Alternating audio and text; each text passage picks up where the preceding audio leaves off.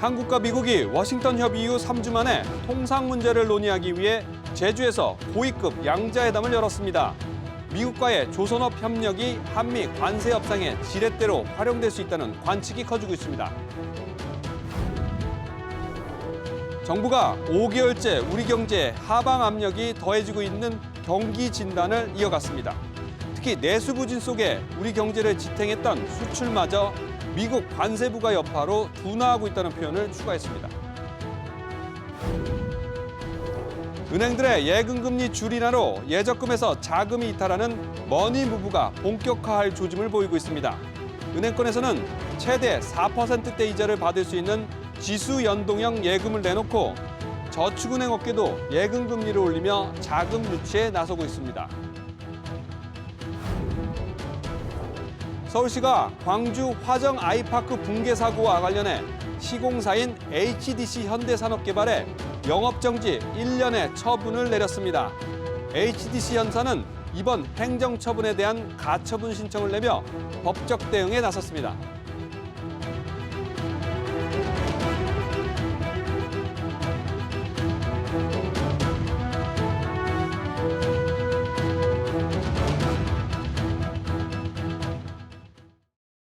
시청자 여러분 안녕하십니까? 5월 16일 금요일 저녁 뉴스 시작하겠습니다.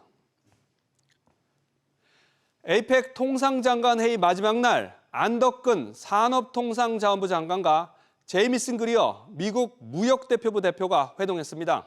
조선산업이 중요한 키워드로 떠오른 가운데 지난달 워싱턴 협의 이후 3주 만에 만난 양국 통상수장들은 관세 관련 논의를 이어갔습니다. 김동필 기자. 네, 김동필입니다.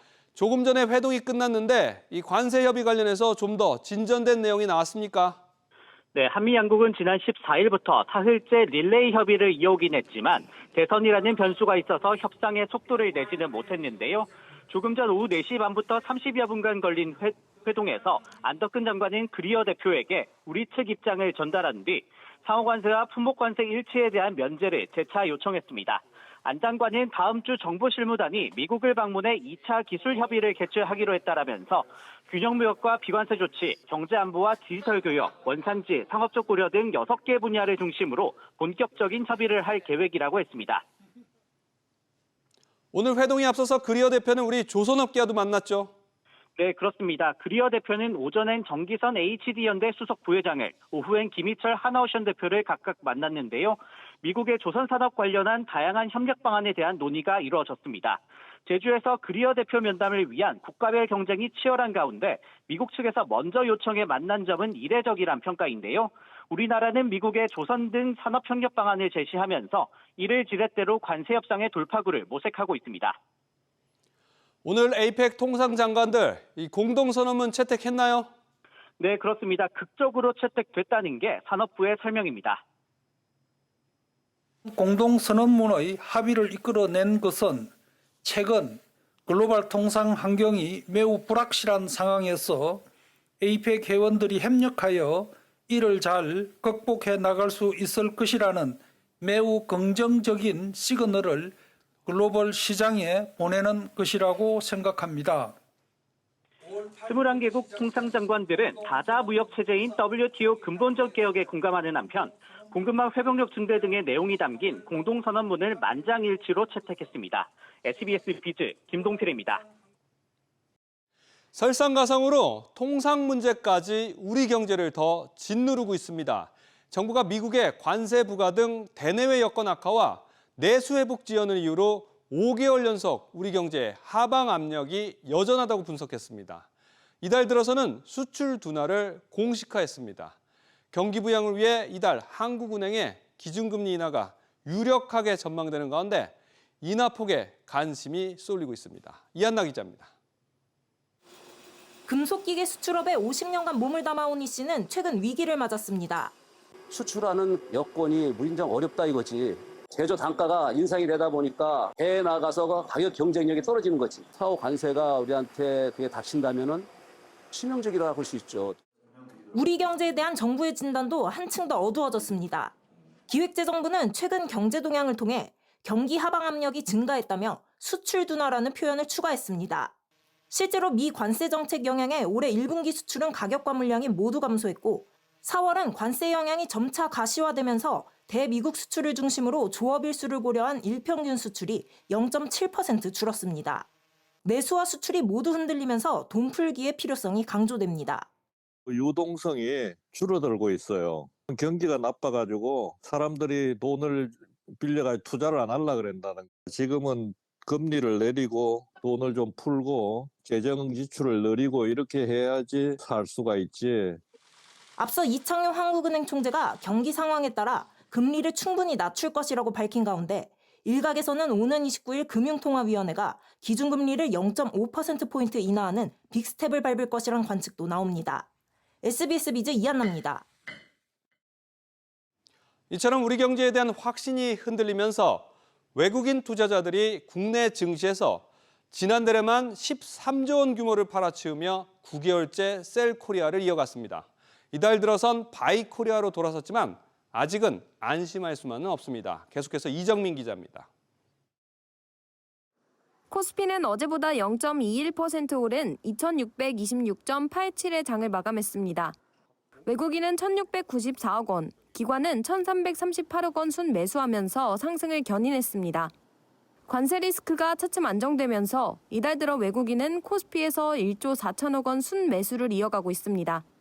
오늘까지 기준으로 보게 되면 1조 넘게 지금 주식시장으로 자금이 들어오고 있는 상황들이어서 어느 정도는 좀 외국인의 매도세 자체는 좀 마무리되지 않았나라는 생각을 좀 하고 있고요. 관세 협상 자체가 뭐 또 결렬이 되거나 또 다른 이제 어떤 관세 우려 뭐 이런 것들이 촉발된다면 또 외국인이 또 이탈할 수 있는 부분들이 또 있겠죠. 실제 관세 쇼크가 컸던 지난달 외국인의 국내 주식 투자 자금은 93억 3천만 달러 순유출됐습니다. 지난달 말 달러원 환율 기준 약 13조 5천억 원으로 5년 만에 최대 규모입니다. 9개월째 순유출로 금융위기 때 11개월 연속 순유출을 기록한 이후 최장 기간입니다. 한은은 4월 초 미국의 상호관세 부과 발표 이후 글로벌 투자 심리가 크게 위축되면서 순유출이 확대됐다고 설명했습니다. 예측되지 않는 대외 환경 변수에 외국인 자금 이탈 우려는 당분간 지속될 전망입니다. SBS 비즈 이정민입니다.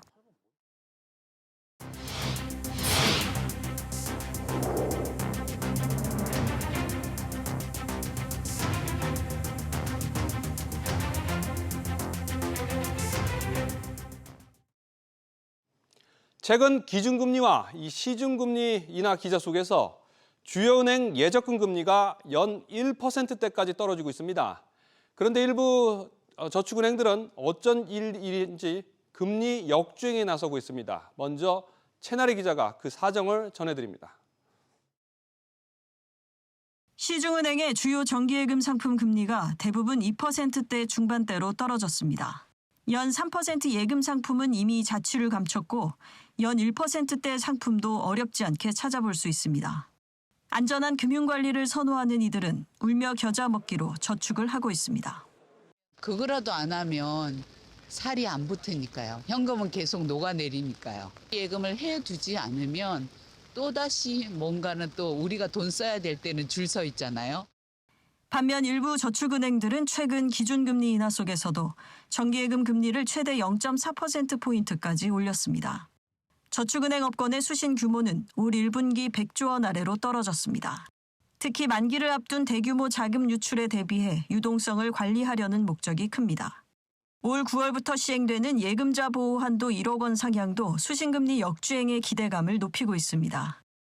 다만 자금 이동 가능성은 기대만큼 크지 않을 것이란 전망도 나옵니다.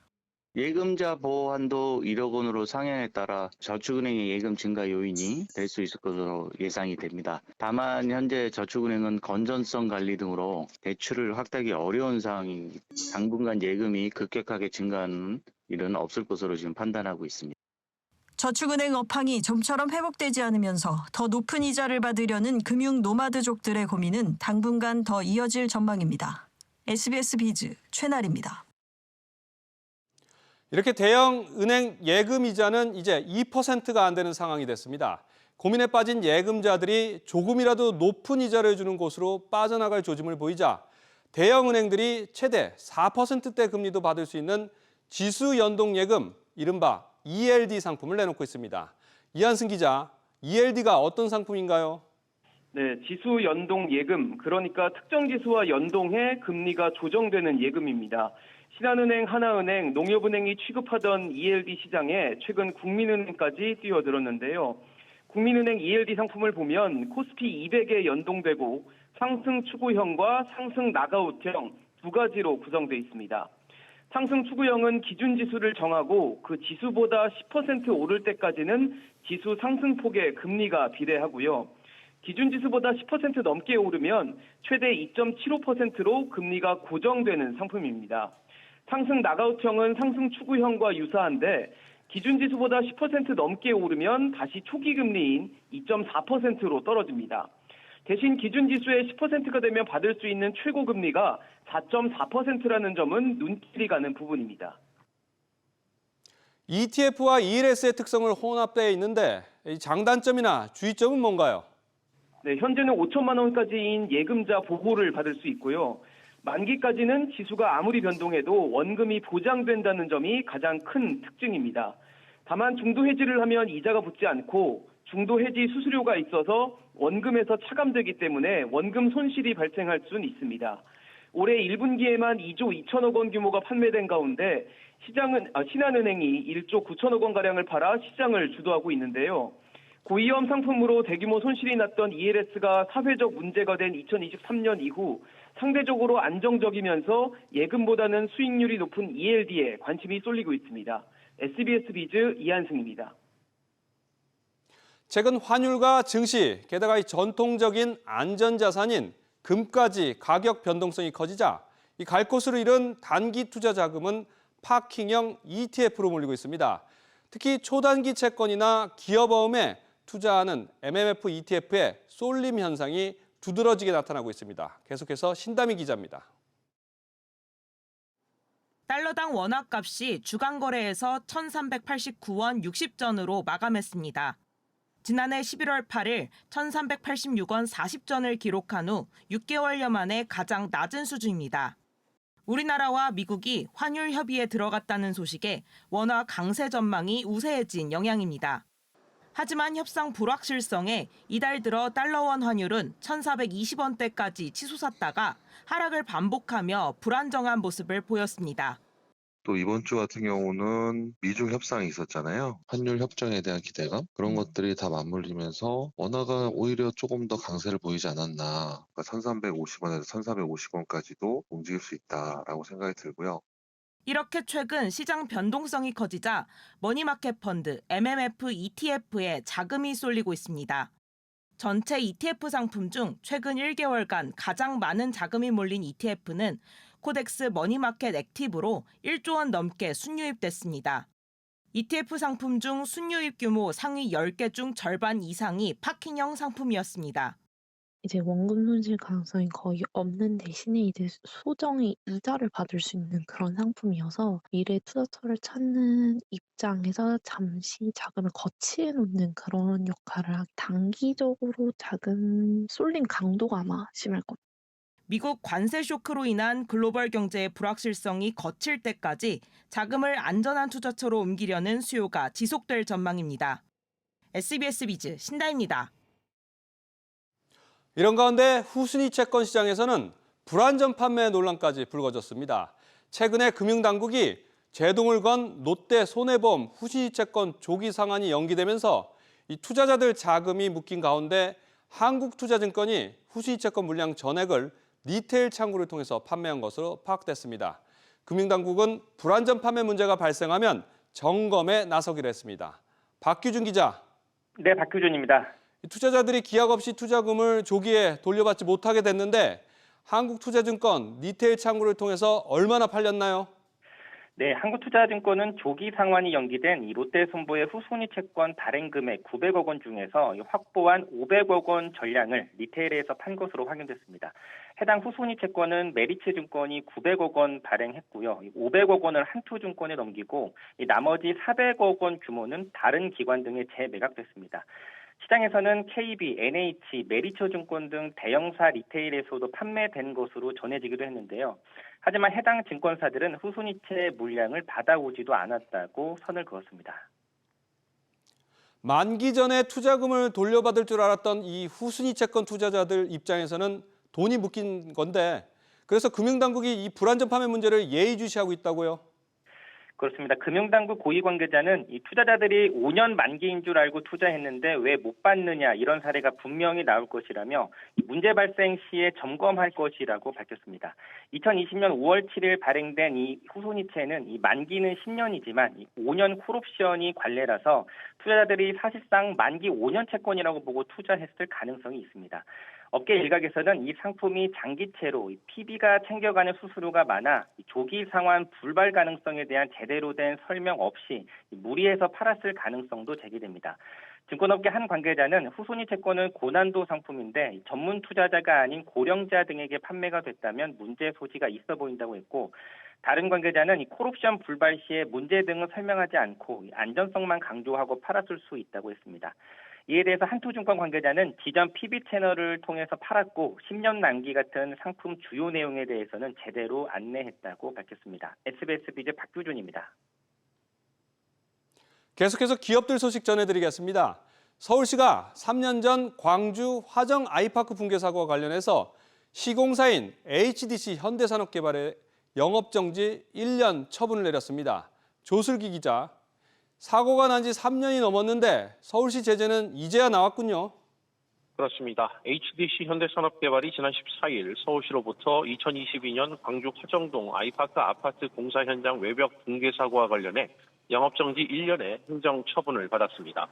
서울시는 HDC 현산의 부실 시공에 따른 인명피해 이유로 영업정지 8개월을 또 산업안전보건법에 의한 중대재해 발생 등을 이유로 영업정지 4개월의 행정처분을 내렸다고 오늘 공고했습니다. 이는 지난 2022년 1월 광주 서구 화정동 아이파크 공사 현장에서 외벽 붕괴 사고로 7명의 사상자가 발생한 지 3년 4개월 만입니다.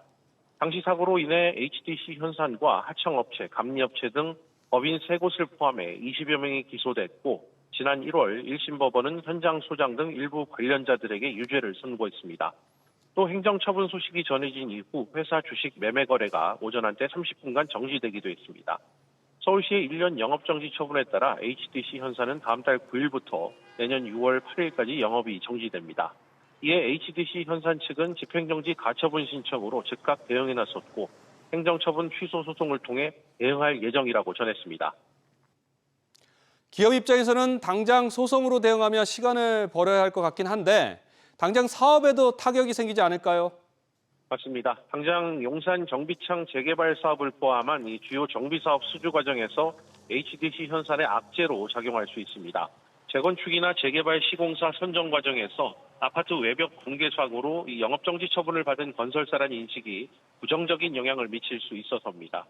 HDC 현산 측은 이번 처분과는 별개로 광주 동구 학동 철거 건물 붕괴 사고에 대해서도 서울시와 행정소송을 진행하고 있어 영업정지 리스크가 당분간 지속될 것으로 전망됩니다. SBS 비즈 조슬기입니다. 최근 들어 호반그룹이 재계와 금융투자 시장에서 부쩍 많이 언급되고 있습니다. 한진칼과 LS지분을 적극 사들이면서 경영권 분쟁 얘기가 나오는가 하면 HMM 인수설도 불거졌습니다. 이 내용은 윤지혜 기자가 전해드립니다. 조원태 한진그룹 회장이 한진칼 지분을 20%까지 늘리자 업계에서는 한진그룹이 경영권 방어를 위해 반격에 나섰다는 평가가 나왔습니다. 최근 한진칼 1대 주주 호반그룹이 지분을 추가 매입해 조 회장과 격차가 좁혀지자 경영권 분쟁 가능성이 불거지며 한진칼 주가가 이틀 연속 상한가를 기록하기도 했습니다. 조 회장의 우호 지분을 감안하면 당장 분쟁의 가능성은 제한적이라는 시각이 많습니다. 한진칼의 지분 구조상 산업은행, 델타항공이 25%를 갖고 있고 조원태 특수관계인이 20%를 갖고 있기 때문에 지금 지분율로는 경영권 분쟁이 일어날 가능성이 낮습니다. 다만 아시아나항공과 대한항공 통합 작업을 마무리하고 나면 정책금융기관인 산업은행이 민간기업 보유 지분을 매각해야 하는데 호반그룹이 2-3년 뒤 후위를 위한 선제적 대응에 나선 것일 수 있다는 분석이 나옵니다. 비슷한 맥락에서 산업은행과 해양진흥공사가 보유한 HMM 또한 호반그룹이 경영권을 눈독 들이고 있다는 관측이 나오고 있습니다. 기업이 움직이는 것은 그냥 단순 투자가 어디 있겠어요. 투자를 해보되 공부 좀 해보고 괜찮고 뭐 인수할 수도 있는 것이고, 그렇지 않고 뭐 지분만 그냥 단순히 갖고 있다가 매각하고 나올 수도 있는 것이고, 그건 뭐 선택할 수 있는 룸이 많기 때문에. 또 호반그룹은 LS의 지분을 3%대까지 매입했는데 주주총회 등에서 LS를 압박할 수 있게 됩니다.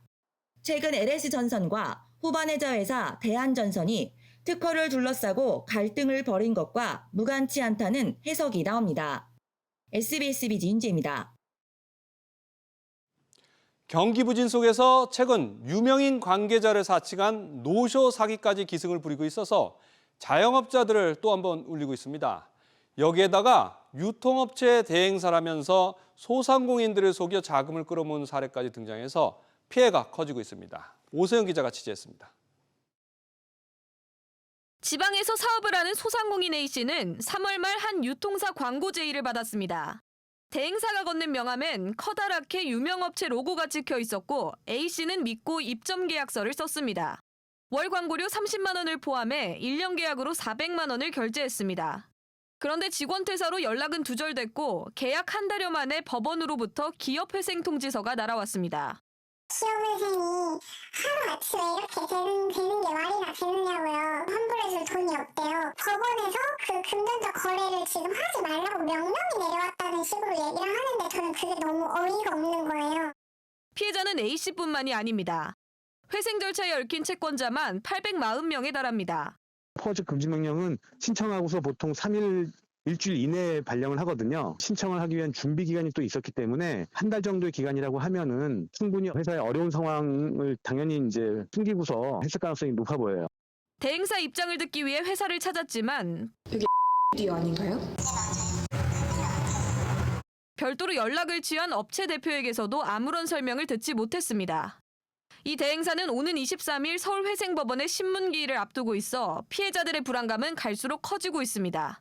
SBS 비즈 오서영입니다. 계속해서 대선 공약 점검해 보겠습니다. 대선 후보들마다 차세대 먹거리인 인공지능 육성을 경제 공약 전면에 내세웠습니다. 하지만 정작 AI 산업의 기반인 전력 공급 대책은 빠져 있어서 공약의 현실성에는 의문이 제기됩니다. 우영진 기자가 취재했습니다. 민주당 이재명, 국민의힘 김문수 후보는 나란히 AI에 100조 원 규모의 대규모 투자 계획을 내놨습니다. 이재명 후보는 AI 예산 비중을 선진국 수준으로 높여 데이터 센터 건설을 통한 AI 고속도로를 구축하고 고성능 GPU를 5만 개 이상 확보하겠다는 청사진을 내놨습니다. 김문수 후보는 민관 합동 펀드를 조성해 AI 유니콘 기업을 지원하고 20만 명의 AI 청년 인재를 양성한다는 구상입니다. 하지만 막대한 투자 계획에 비해 전력 공급 같은 핵심 인프라 대책은 구체성이 떨어진다는 지적입니다. 우선 이재명 후보는 석탄 화력 발전을 2040년까지 폐쇄하고 재생에너지 중심으로 전환한다는 입장입니다. 이제 재생에너지 시대가 옵니다. 저기 버려져 있는 방치되어 있는 그 넓은 해안가, 바닷가, 그리고 이 지나가는 바람, 이게 바로 에너지 아닙니까?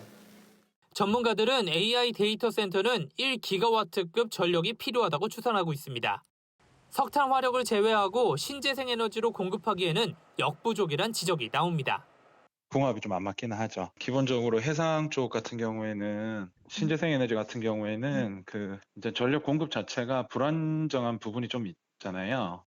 김문수 후보는 원전 비중을 확대해 AI 시대에 맞춰 에너지 공급 능력을 확충하겠다는 계획입니다. 하지만 송전망 부족 문제를 해소할 실질적 대책이 부족하다는 지적입니다. 사실 원자력 발전소나 풍력 발전소나 이렇게 태양광 했는데 송신망, 전력망이 없어가지고 수도권으로 못 오고 있잖아 지금. 용인의 반도체 단지도 전기 때문에 이제 그렇게 오래 걸렸는데. 개혁신당 이준석 후보는 전력 수급 대안으로 고리 원전이 인근에 있는 부산에 제2 데이터 센터를 만들어 구글과 애플 데이터 센터를 유치하는 방안을 제시했습니다.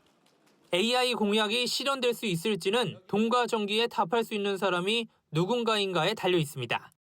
SBS 비즈 우형준입니다. 경기 부진 속 국내 소비자들이 지갑을 닫으면서 업계는 외국인 시장으로 눈을 돌리고 있습니다. 요즘 외국인들에게 한국이라는 나라를 각인시키는 산업 가운데 하나는 단연 K-뷰티입니다.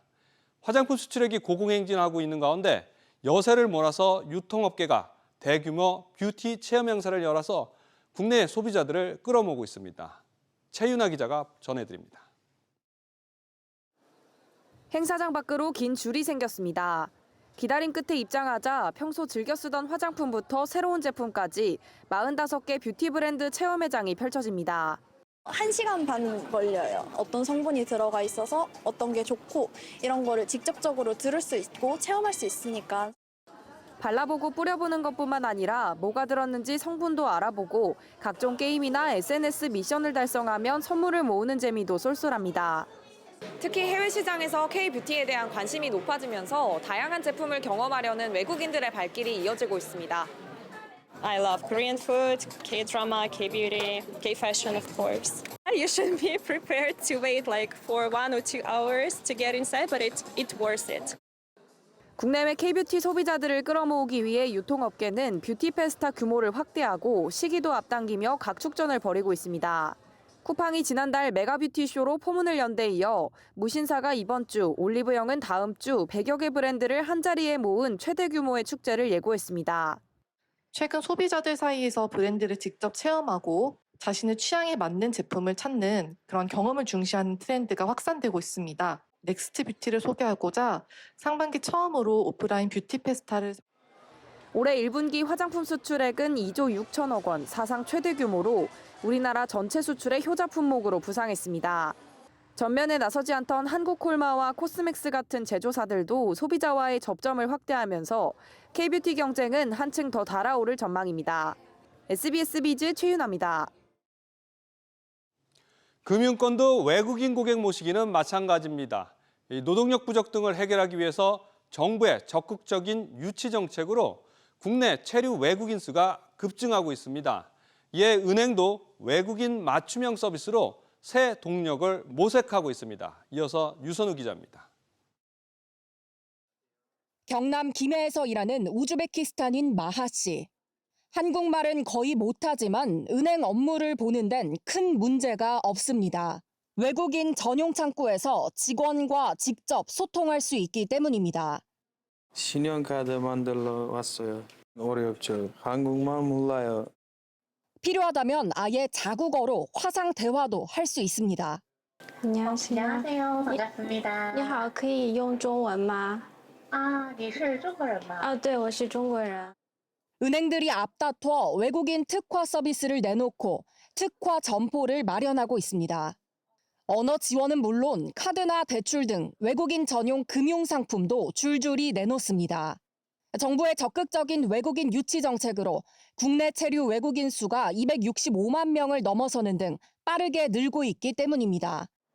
국내에 머무는 외국인이 늘면서 우리 경제에서 차지하는 비중도 커지고 있습니다. 금융권에서도 앞다퉈 외국인 시장 선점을 위해 애쓰는 이유입니다. 특히 지방에선 줄어든 내국인의 빈자리를 외국인이 채우고 있습니다. 예전에는 단순 업무를 많이 했다면 최근에는 예금, 적금, 대출 등 다양한 금융 서비스를 원하고 계십니다. 그래서 외국인 특화 점포를 시설하고 앞으로도 더 많이 늘려갈 예정입니다. 내수 침체 속 외국인 고객은 이제 금융권의 새로운 격전지이자 기회의 시장입니다. SBS 비즈 류선우입니다. 안녕하세요. K웨더 라이프스타일 예보 신지수입니다. 내일 새벽까지 곳곳으로 비가 더 내리겠습니다. 제주와 남해안 20에서 60mm, 수도권과 강원은 오늘 저녁까지 5mm 안팎의 소나기가 오겠습니다. 주말인 내일 전국이 흐린 가운데 오후부터 저녁 사이 경기 북동부와 강원 영서에 5mm 안팎의 비가 조금 내리겠습니다. 비는 그 밖에 수도권으로도 내일 오후 한때 약하게 오는 곳이 있겠고요. 일요일은 전국이 대체로 구름 많겠습니다. 다음은 자세한 지역별 날씨입니다. 중부지방 아침 기온 서울과 수원 16도로 시작해 낮에는 24도 보이겠습니다. 동해안 지방은 강릉 아침 기온 16도, 낮 기온은 23도 예상됩니다. 남부지방은 전주와 대구의 아침 기온 18도로 시작해 낮에는 전주 25도, 대구는 28도까지 오르겠습니다. 바다의 물결은 남해와 동해상에서 최고 3.5m로 높게 일겠습니다. 다음 주 월요일 강원 영동을 제외한 중부지방에 비가 오겠습니다. 날씨였습니다. 금요일 저녁 뉴스 마치겠습니다. 시청해주신 여러분 고맙습니다.